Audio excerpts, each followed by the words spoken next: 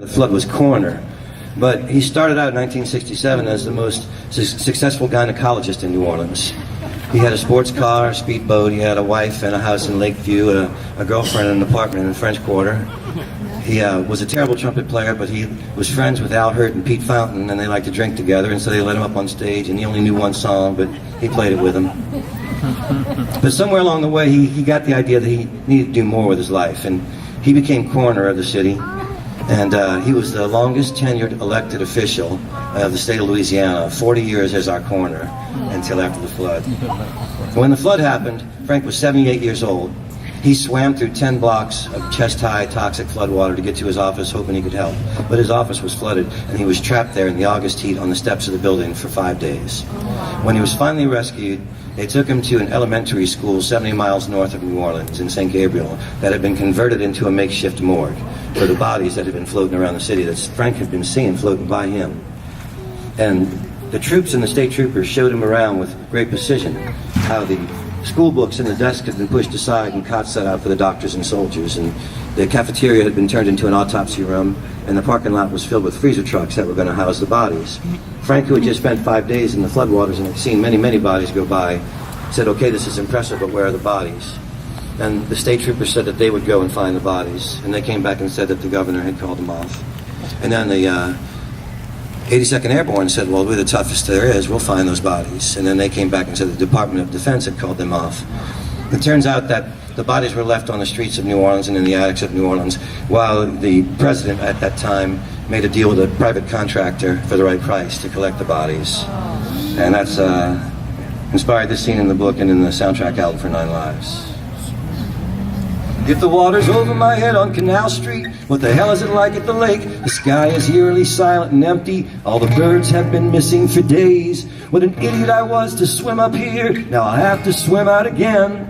The coroner's office is flooded and shuttered, and nobody knows but the dead how it ends.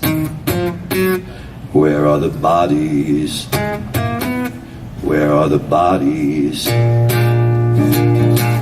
Where are the bodies if my office is closed? Have they been tended to or just left to decompose? Where are the bodies? It's been nearly a week. Who but me speaks for those who can no longer speak? Where are the bodies?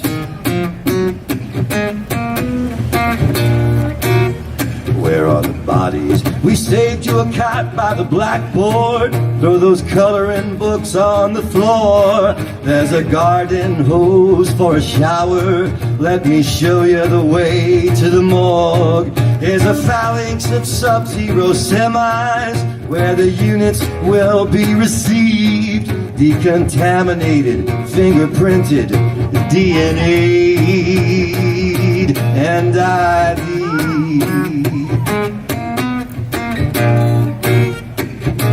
Where are the bodies? Not here, it seems.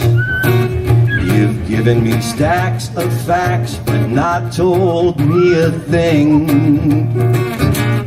Where are the bodies? Where do they stand? Sir, I'm with the 82nd Airborne, we are in command. We were ordered to collect the bodies, but our mission's officially dead. There's the risk of inspection upon further inspection, so the DOD has said.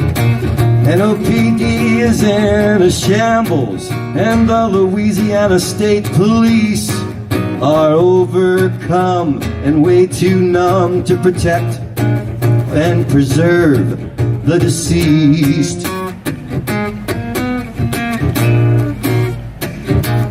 Where are the bodies, if not in this place? This is an utterly unconscionable disgrace. Where are the bodies? Where will they lie? as red tape made it impossible to die. Where are the bodies?